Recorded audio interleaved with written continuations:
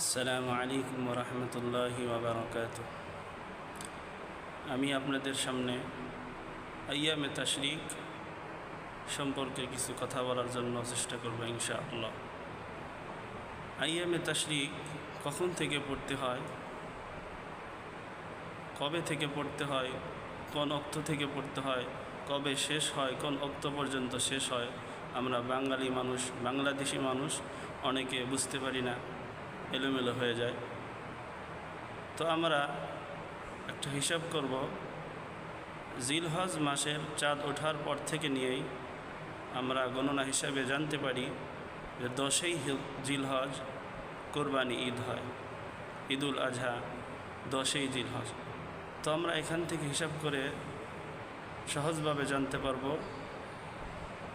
10ই জিলহজ এই বছর শনিবার হয়েছে, তাহলে আইয়ামে তাশরিক শুরু হবে শুক্রবার ফজর থেকে শুক্র, শনি, রবি, সোম, মঙ্গলবার আসর পর্যন্ত মোট 23 অক্ত আইয়ামে তাশরিক পড়তে হয়। এই আইয়ামে তাশরিক পুরুষদের জন্য প্রত্যেক ফরজ নামাজের পর উচ্চ স্বরে জোরে পড়া একবার ওয়াজিব, আর মা বোনদের জন্য আস্তে প্রত্যেক ফরজের নামাজের পর আস্তে আইয়ামে তাশরিক একবার পড়া ওয়াজিব। তাকবীরটা হয়েছে আল্লাহু আকবার, আল্লাহু আকবার, লা ইলাহা ইল্লাল্লাহু ওয়াল্লাহু আকবার, আল্লাহু আকবার, ওয়ালিল্লাহিল হামদ। আমরা অনেকভাবেই শুনে থাকি, যেভাবে পড়লে আপনার সুবিধা হয় সেভাবে পড়তে পারে ইনশাআল্লাহ। তাহলে আমরা জানতে পারলাম আইয়ামে তাশরিক কবে থেকে শুরু হয়, কবে শেষ হয়।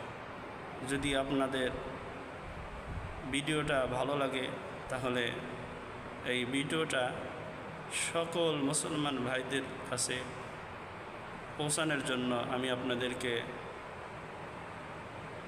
আহ্বান করছি।